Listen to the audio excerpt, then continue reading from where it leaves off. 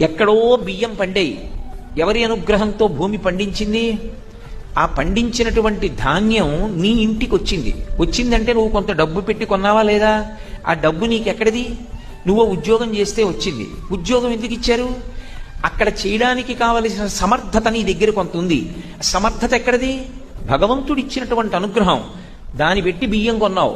అగ్నిహోత్రం మీద అన్నం ఉడికేట్టుగా చెయ్యాలని నిర్ణయం ఎవరు చేశారు? పరమేశ్వరుడు చేశాడు. నీళ్లు పోస్తే ఉడకాలని ఎవడు చేశాడు? ఈశ్వరుడు చేశాడు. అగ్నిని ఎవడిచ్చాడు? ఈశ్వరుడు ఇచ్చాడు. నీటిని ఎవరిచ్చారు? ఈశ్వరుడు ఇచ్చాడు. తినడానికి నోటిలో పళ్ళు ఎవరు పెట్టారు? ఈశ్వరుడు పెట్టాడు. రుచి తెలుసుకోవడానికి నాలుక ఎవరు పెట్టారు? ఈశ్వరుడు పెట్టాడు. ఈ కంఠంలోంచి జారి కడుపులోకి వెళ్ళిపోతే పప్పు, కూర, పులుసు, పచ్చడి, పులిహార, చక్కెర పొంగలి, పెరుగు అన్నీ కలిసిపోతాయి. కానీ ఇన్నీ కలిసిపోయిన పదార్థాన్ని లోపల ఎవరు పచనం చేస్తున్నారు? పరమేశ్వరుడు పచనం చేస్తున్నాడు, శక్తిగా మారుస్తున్నాడు.